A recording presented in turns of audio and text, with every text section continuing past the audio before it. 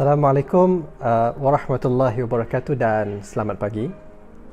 Nama saya Nabil dan hari ini saya akan berkongsi tentang satu isu, satu amalan yang penting, iaitu tentang kepentingan berserah atau letting go of outcomes.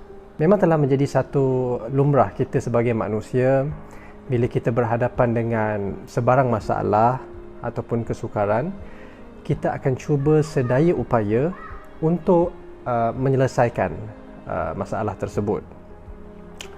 Dalam konteks pandemik COVID-19 yang kita ada sekarang ini, saya percaya banyak masalah ataupun kesukaran yang baharu yang timbul disebabkan perubahan yang ada. Contohnya kehilangan punca pendapatan, terpisah daripada ahli keluarga, dan juga ramai juga yang kehilangan ahli keluarga disebabkan kematian dan sebagainya.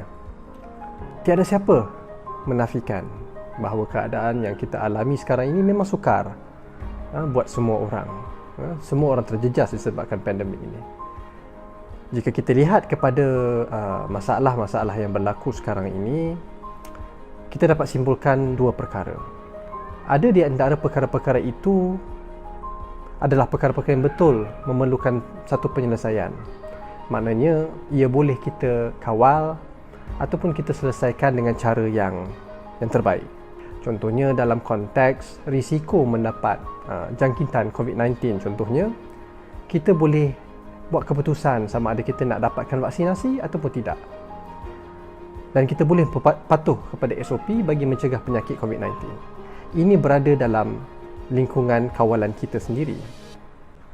Namun sedar ataupun tidak, banyak juga masalah ataupun perkara-perkara sebenarnya berlaku ataupun berada di luar lingkungan kawalan diri kita.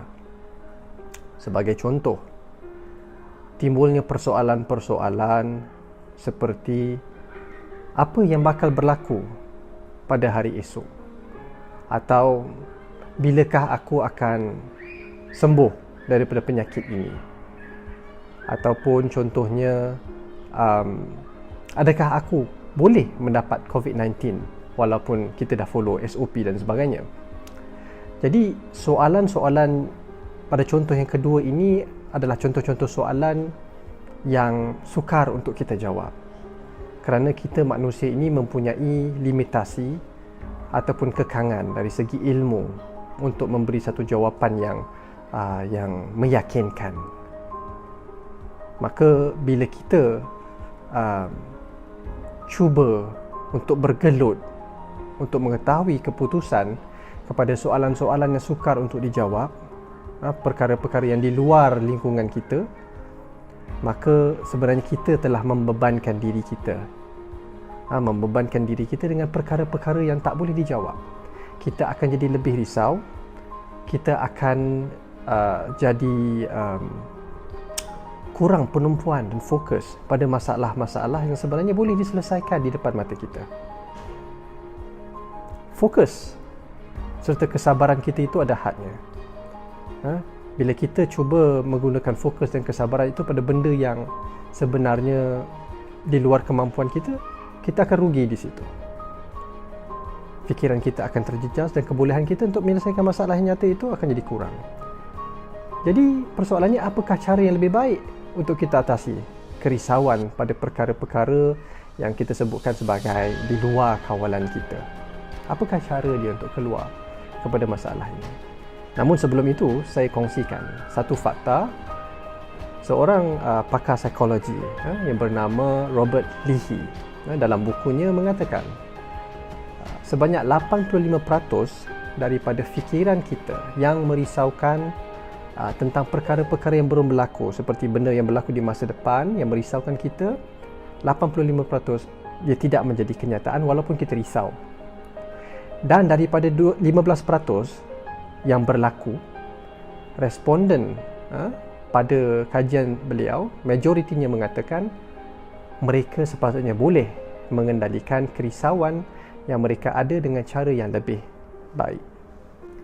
Maka dari sini kita boleh simpulkan bahawa kerisauan yang kita alami dalam kebanyakan masa itu mungkin hanyalah persepsi kita, dan kita sebenarnya boleh ubah cara bagaimana untuk lebih tenang dengan cara seperti berikut.